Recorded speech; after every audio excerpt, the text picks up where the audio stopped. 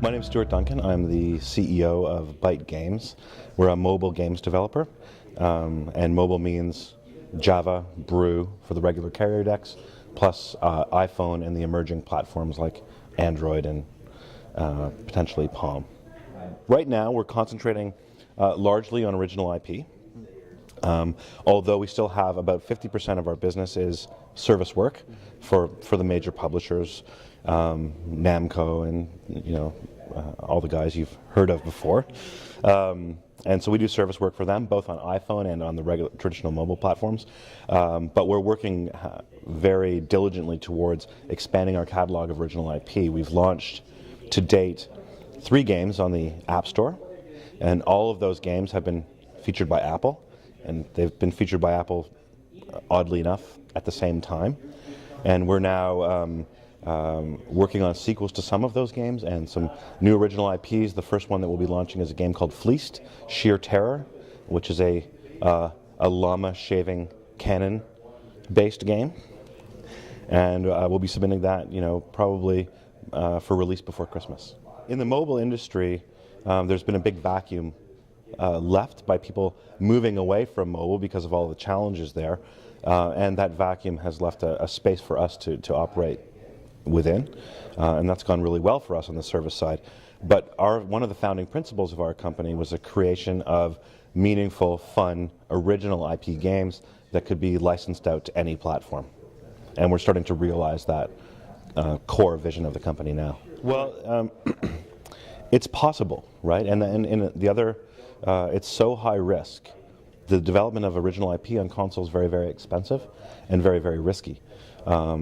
In mobile, the actual projects are much smaller and shorter. You can iterate more rapidly, and you can actually progress your skill at original IP to the point where you can create something which is potentially then licensable out across other platforms.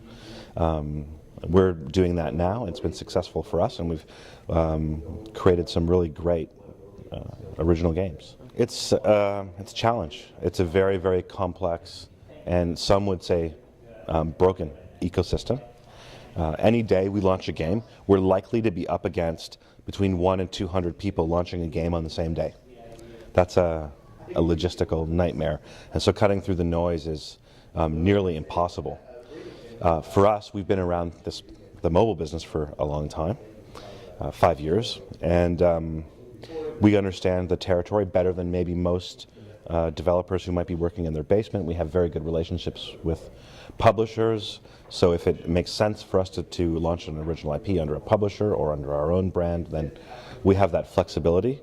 And luckily, or maybe through skill, I'm not sure, we have been able to make games that Apple is willing to feature, and obviously that makes a large difference in terms of the volume of sales. We founded the company in August of 2004. So we've been in business a little over 5 years at this point. We're 25 full-time people based in a beautiful loft studio in Charlottetown, Prince Edward Island, conveniently close to the beach. And we're probably equally divided, almost between coders and artists. We have full-time QA, we have full-time producers, and a relatively light management and sales structure. We're one of, I think, 5 companies or so on Prince Edward Island. For us, it's quite good, and it's not based entirely on some of the tax breaks and labor incentives, although most provinces now have something similar. Largely for us, it's based on quality of life issues. We do a lot of recruiting from the UK. And for people coming from the UK, the prospect of being able to buy a 3-bedroom house for £60,000 equivalent and live near the beach and raise a family is very attractive. And so it's allowed us, although it might seem challenging as far as a place to do business, because we're not a commercial hub, it allows us to bring guys who are very committed, who are more senior.